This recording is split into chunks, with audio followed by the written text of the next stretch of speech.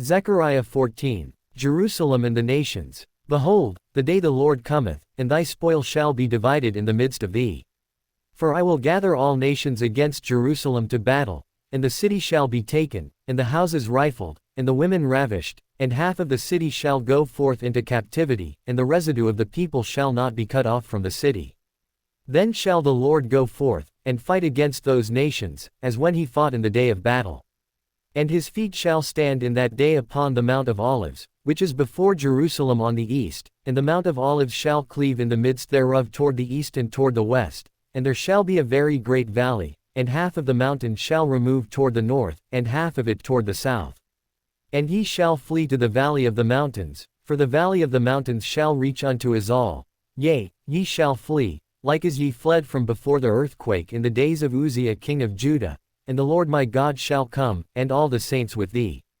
And it shall come to pass in that day, that the light shall not be clear, nor dark, but it shall be one day which shall be known to the Lord, not day, nor night, but it shall come to pass, that at evening time it shall be light.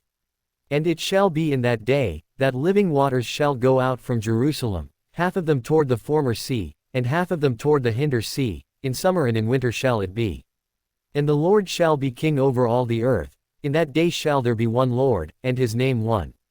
All the land shall be turned as a plain from Geba to Rimmon south of Jerusalem, and it shall be lifted up, and inhabited in her place, from Benjamin's gate unto the place of the first gate, unto the corner gate, and from the tower of Hananeel unto the king's winepresses.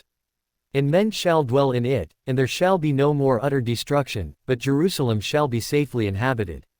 And this shall be the plague wherewith the Lord will smite all the people that have fought against Jerusalem. Their flesh shall consume away while they stand upon their feet, and their eyes shall consume away in their holes, and their tongue shall consume away in their mouth. And it shall come to pass in that day, that a great tumult from the Lord shall be among them, and they shall lay hold every one on the hand of his neighbor, and his hand shall rise up against the hand of his neighbor. And Judah also shall fight at Jerusalem, and the wealth of all the heathen round about shall be gathered together, gold, and silver, and apparel, in great abundance. And so shall be the plague of the horse, of the mule, of the camel, and of the ass, and of all the beasts that shall be in these tents, as this plague. And it shall come to pass, that every one that is left of all the nations which came against Jerusalem, shall even go up from year to worship the King, the Lord of hosts, and to keep the Feast of Tabernacles. And it shall be, that whoso will not come up of all the families of the earth unto Jerusalem to worship the King, the Lord of hosts, even upon them shall be no rain. And if the family of Egypt go not up, and come not, that have no rain, there shall be the plague, wherewith the Lord will smite the heathen that come not up to keep the Feast of Tabernacles. This shall be the punishment of Egypt, and the punishment of all nations that come not up to keep the Feast of Tabernacles.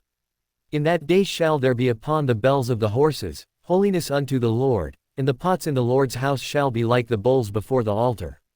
Yea, every pot in Jerusalem and in Judah shall be holiness unto the Lord of hosts, and all they that sacrifice shall come and take of them, and seethe therein. And in that day there shall be no more the Canaanite in the house of the Lord of hosts.